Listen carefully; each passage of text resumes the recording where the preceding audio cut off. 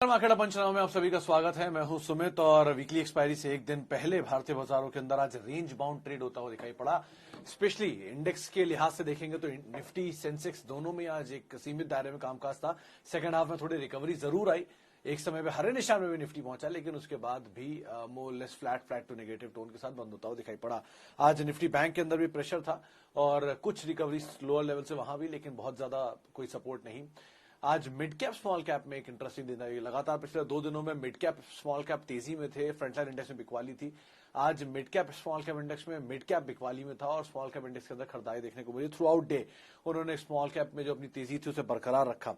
तो एक बढ़िया तेजी स्मॉल कैप स्पेस में या लार्जर मार्केट्स में देखने को मिला, लेकिन फ्रंट लाइन इंडेक्स में आज फिर बिकवाली रही और एडवांस डिक्लाइन के आंकड़े आपको ये इंडिकेट करें कि हाँ, बाजार के अंदर ब्रॉडर बेस मार्केट्स के अंदर खरीदारी देखने को मिल रही थी।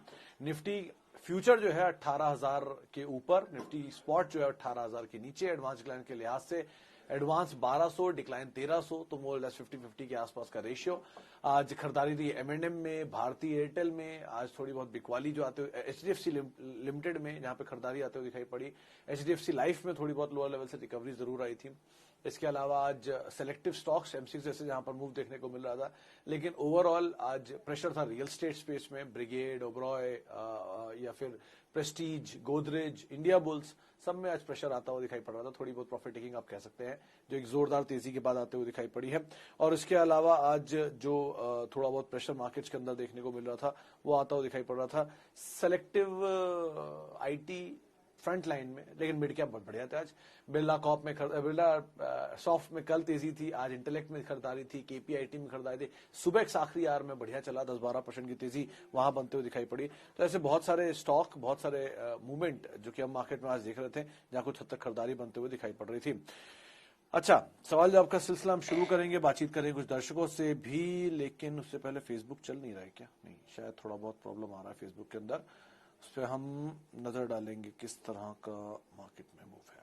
हाँ, अच्छा, अलग अलग सवालों के ऊपर हम एक एक करके बातचीत करते हैं। एक सवाल जो मेरे पास अभी अभी आया वो है नायका। हाँ, आज इनफैक्ट ये एक ऐसा पहलू था जिसको हम छूना भूल गए कि नायका में आज क्या हुआ। आज नायका की शानदार लिस्टिंग हुई और लिस्टिंग हुई बढ़िया 85% प्रीमियम के साथ जाके लिस्ट होता हुआ दिखाई पड़ा नायका। और इस प्रीमियम में मोर लेस 1 लाख करोड़ की मार्केट कैप पार हो गई। निफ्टी की 43rd कंपनी अगर निफ्टी में होती है तो, यानी कि करीब करीब 9 कंपनियां ऐसी थी जिनसे ऊपर नायका आज लिस्ट हुई निफ्टी में। और देश की 55वीं सबसे बड़ी कंपनी बनी, इंडिया की सबसे बड़ी फीमेल एंटरप्रेन्योर बनी इनकी मालकिन। और बढ़िया तेजी नायका में देखने को मिली, शानदार तेजी। जिनके पास भी अलॉटमेंट था उनको अच्छा पैसा बना होगा। 85%, 2200 के ऊपर भी स्टॉक गया तो वहां पर अच्छा गेन आता हुआ दिखाई पड़ा होगा। अच्छा, हमारे पास सवाल जवाब का सिलसिला शुरू करते हैं। सवाल नहीं है मेरे पास, तो मैं एक एक करके स्टार्ट करता हूं यहीं पर ही। ओके, पहला सवाल था नायका को लेकर, क्या मैरिज सीजन को लेकर नायका को होल्ड किया जा सकता है? सर देखिए, नायका के केस में 2-3 चीजें बड़ी क्रूशियल है। कंपनी बुरी नहीं है एज सच। आईपीओ के केस में सब्सक्रिप्शन के आंकड़े भी ठीक ठाक देखने को मिले थे, लेकिन बहुत ज्यादा प्रीमियम है, बहुत ज्यादा भागा हुआ शेयर है। कूल ऑफ होने दीजिए थोड़ा सा, तो ज्यादा बेटर सिचुएशन बनेगी। लेकिन फिलहाल के लिए एटलीस्ट यही कह सकते हैं आप कि अभी एटलीस्ट वेट करिए, थोड़ा नीचे मिल जाए ज्यादा बेटर है। लेकिन हाँ, ट्रिगर आपका सही है कि अगर शादियों में कुछ भी मूव आता है तो शायद स्टॉक के अंदर भी एक इसका रिएक्शन आता हुआ दिखाई पड़े, तो उस हिसाब से भी आप इसको देख सकते हैं। लेकिन हैविंग सेड दैट, यहाँ सबसे ज्यादा जो क्रूशियल पार्ट है वो है इनके प्रीमियम। 80% प्रीमियम पे कोई भी स्टॉक लिस्ट होता है। इनफैक्ट मुझे याद है 2010 में जब जुबिलेंट फूड लिस्ट हुआ था तो 30% के आसपास के उसके 30 के मल्टीपल पे स्टॉक लिस्ट हुआ था, इतने बड़े प्रीमियम के बावजूद। तब भी उसे महंगा बोला जा रहा था। तो आज इतनी बड़ी तेजी के बाद, इतनी स्ट्रांग लिस्टिंग के बाद भी ये स्टॉक थोड़ा सा तो महंगा दिखाई पड़ ही रहा है, तो उस हिसाब से आप इसको देख सकते हैं। अच्छा, आईबीडीएल और Tata comm, where to enter? Pratap साहब, आईबीडीएल थोड़ा सा चल चुका है। 140 रुपए का शेयर 190 रुपए, 95 रुपए तक गया था, तो थोड़ा सा ईज आउट हुआ है। तो हो सकता है आप नीचे इसको थोड़ा बहुत ऐड कर सकते हैं एक। लेकिन ज्यादा बेटर सिचुएशन में टाटा कॉम दिख रहा है अभी, क्योंकि हायर लेवल से काफी टूटा है नंबर्स आने के बावजूद भी, नंबर्स अच्छे आने के बावजूद भी। तो जिस तरह गिरावट मिली है, इस गिरावट का फायदा उठाया जा सकता है। 1235 के लेवल्स पर है, कोई बहुत ज्यादा खराबी तो दिख नहीं रही स्टॉक में। इंडिविजुअल वाला एटलीस्ट अभी तक तो कुछ नहीं पता है, ऐसे एक्सचेंज में नोटिफाई नहीं किया, तो सिचुएशन तो यथास्थिति में है। थोड़ी प्रॉफिट टेकिंग है, आप ऐड कर सकते हैं। टाटा कॉम ज्यादा फेवरेबल फिलहाल के लिए दिख रहा है एटलीस्ट, लेकिन कंपनियां दोनों ही बेटर है। अच्छा, आगे बढ़ते हैं और लॉन्ग टर्म इन्वेस्टमेंट के लिए जेंसार, बिरला सॉफ्ट, केपीआईटी, सुबेक्स। पटेल साहब लंबी लिस्ट है, इसमें से सबसे पहला जेंसार, जिसको आप ले भी सकते हैं, होल्ड भी कर सकते हैं। अच्छे ग्रुप की बढ़िया कंपनी है, चला भी ज्यादा नहीं है, मतलब 290 की ब्लॉक से तो डबल हो चुका है वहां से स्टॉक, लेकिन फिर भी आप इसमें पोटेंशियल काफी तलाश सकते हैं इस ग्रुप में। दूसरा, इसके बाद अगर आप जाएंगे तो बिरला सॉफ्ट, फिर केपीआईटी। सुबेक्स में खराबी नहीं है, लेकिन 2 क्वार्टर के नंबर थोड़े सबड्यूड थे। आज रिएक्शन दे रहा है इसलिए अच्छा लग रहा है, लेकिन अदरवाइज थोड़ा स्टेबल होने दीजिए नंबर्स को तो ज्यादा बेटर रहेगा। लेकिन पहली प्रेफरेंस आप जेंसार को ही दीजिएगा। ओके, आगे बढ़ते हैं और सेंचुरी प्लाई और Delta Corp for long term. Paul साहब, आज सुबह दोपहर में सेंचुरी प्लाई की मैनेजमेंट भजनका साहब से हमारी बातचीत हुई थी 1 बजे के आसपास। नंबर बढ़िया है, last quarter on quarter basis पे कंपनी के नंबर काफी स्ट्रांग आए हैं और इनके 4-5 मेन सेगमेंट है, जिसमें प्लाई इनका सबसे बड़ा सेगमेंट है, 56% रेवेन्यू वहां से उठाते हैं। एमडीएफ ये इसमें लीडर है, 17% के आसपास का इनका रेवेन्यू वहां से आता है और ये बहुत हाई मार्जिन बिजनेस भी है। और जो मैनेजमेंट है वो ये कह भी रही है कि ये सेगमेंट में अच्छी ग्रोथ आगे चल के देख भी रही है, तो आप बने रह सकते हैं अगर लेना चाहते हो। लेकिन ज्यादा प्रेफरेंस आप डेल्टा कॉप को दे सकते हैं, कैश जनरेटिंग बिजनेस है, डेट फ्री कंपनी है और लेजर इंडिया में बहुत ज्यादा प्रोमिनेंट भी है। तो डेल्टा में बस एक ही फ्लॉ है कि वो एफएनडो में आ चुका है, तो थोड़ा बहुत शॉर्ट्स वहां पर हो सकते हैं, जो कि सेंचुरी केस में नहीं हो सकते। तो दोनों की प्रायोरिटी समझिए और उसके हिसाब से आप यहाँ पर अपनी रणनीति बनाइएगा। ओके, आगे बढ़ते हैं। सुमित जी का एक बड़ा सवाल आया है कि एक क्वेश्चन चल रहा है उनके दिमाग में, अगर रतन टाटा जी दुनिया छोड़ देते हैं तो उसके बाद टाटा ग्रुप का क्या होगा? सुमित जी, बहुत इंटरेस्टिंग जवाब भी है इसका। पहला, टाटा ग्रुप के चेयरमैन नहीं है रतन टाटा साहब, वो चेयरमैन एमिरेट्स हैं, यानी कि वो उस कारोबार को ओवरव्यू करते हैं, उसकी देखरेख करते हैं। लेकिन टाटा ग्रुप एक कॉर्पोरेट चलाता है जिसको टाटा सन्स ओन करता है, और टाटा सन्स कई सारे लोगों का, कई सारे पारसी फैमिली की मिलाई हुई एक कंपनी है जो कि टाटा ग्रुप को ओवरलुक करती है। तो अब टाटा ग्रुप कोई इंडिविजुअली ओन्ड कंपनी नहीं है, एक कॉर्पोरेट घराना है जिसको बहुत सारे लोग मिलकर चलाते हैं। तो वहां पर डिसाइडिंग बॉडीज बहुत सारी हैं, गवर्निंग बॉडीज बहुत सारी, और बहुत बड़े सारे रूल्स एंड फ्रेमवर्क्स है जिसके अंदर वो कामकाज करती है। तो अब चंद्रशेखरन साहब कंपनी के चेयरमैन हैं और वो कंपनी को देखते हैं। तो ऐसे ही करके वो अब नया सीईओ एंड चेयरमैन ढूंढेंगे, आगे चल के धीरे धीरे नए सीईओ ऐसे डिसाइड होते रहेंगे और वो कंपनियों को मैनेज करेंगे। सो लाइक वाइज ऐसा कुछ नहीं है, एक कंपनी किसी एक व्यक्ति विशेष से नहीं डिपेंड करता, और वैसे भी इतना बड़ा घराना है, इतने सालों से ऑपरेट कर रहा है, they have a separate guidelines हर चीज के लिए, और गाइडलाइंस पे कामकाज करती है।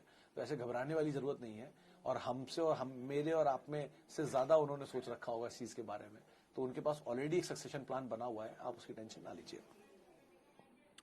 नायका फॉर 5 ईयर, शिवम साहब ये सवाल अगर मतलब उन्होंने बोला कि this type of business is future, ये अगर जवाब है तो ठीक है, मान ली आपकी बात, और अगर ये सवाल है तो 5 साल पहले सर किसी को नहीं पता था कि जोमेटो और नायका इतने बड़े बिजनेस होंगे, तो 5 साल बाद की स्थिति का भी कुछ नहीं कह सकते अभी तो।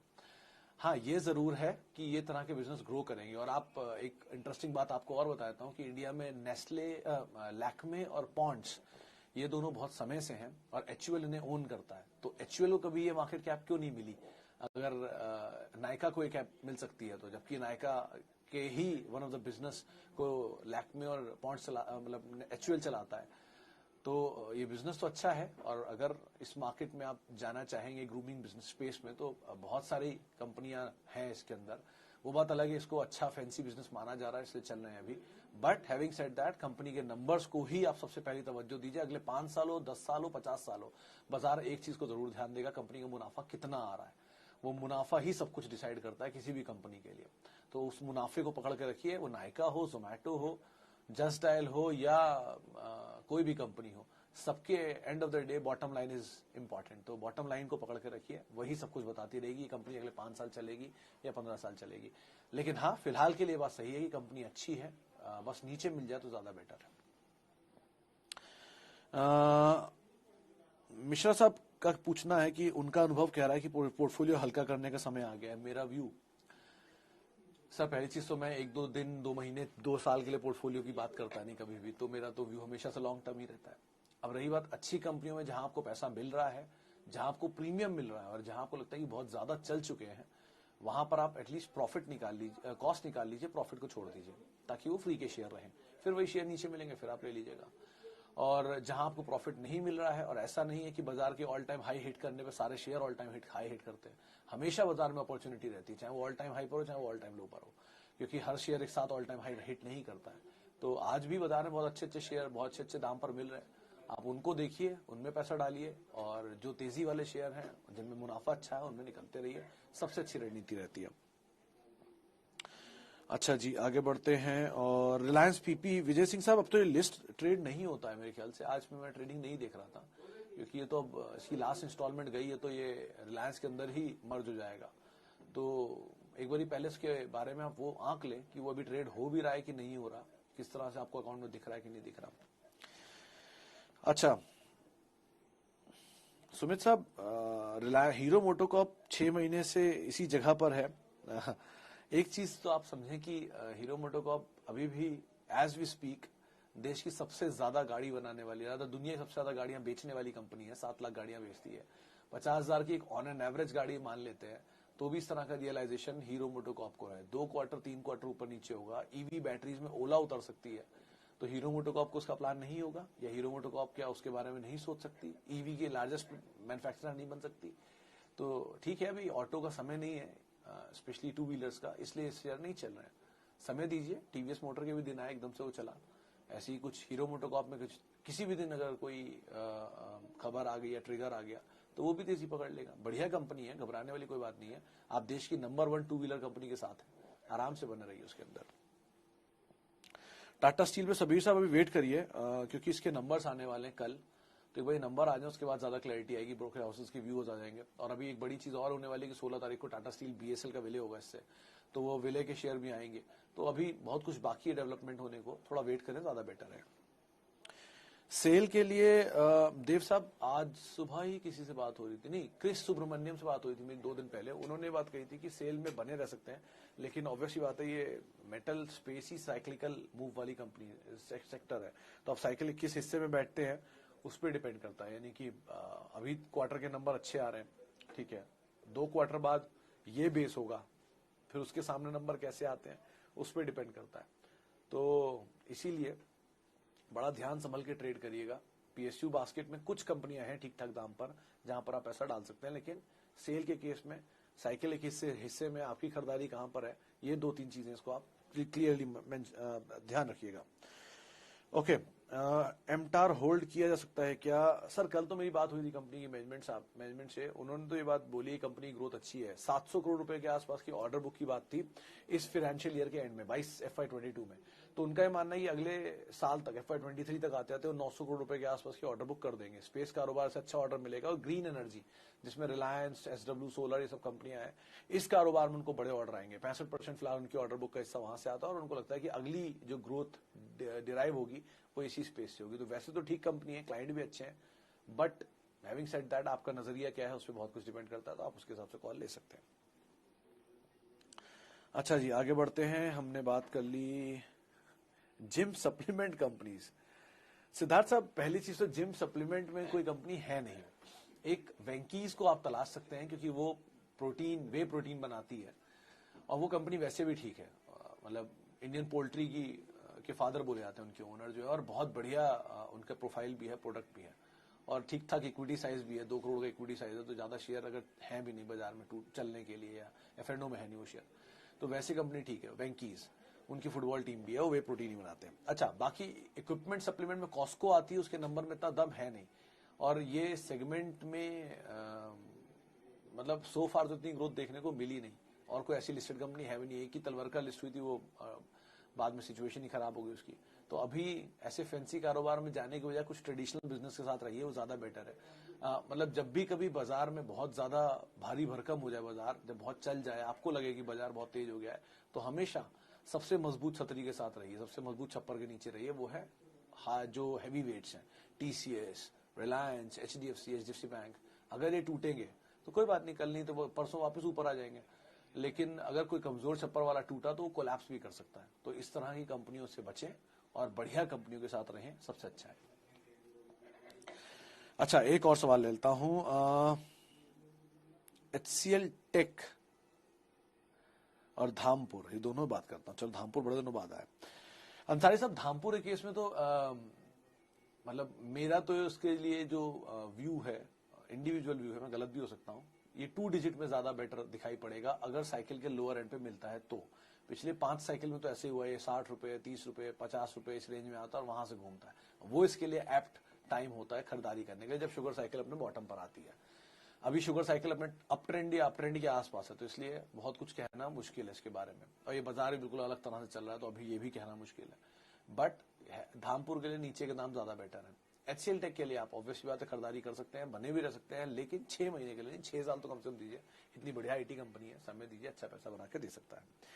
चलिए, यूनाइटेड स्पिरिट्स क्या करें सर? खरीदारी करें, अगर नहीं है तो ऐड कर सकते हैं, है तो लोअर लेवल पे और ऐड कर सकते हैं और बढ़िया समय दे सकते हैं। दुनिया की सबसे बड़ी लिकर कंपनी की सब्सिडरी है इंडिया में, तो मल्टीनेशनल कंपनी है, बढ़िया कंपनी है, 75% मार्केट शेयर ओन करते हैं प्रीमियम स्पेस में। आप आराम से इसमें बने रह सकते हैं। चलिए, इसी सवालों के साथ अब मार्केट पंचनामा को ही समेटेंगे। बहुत बहुत शुक्रिया उन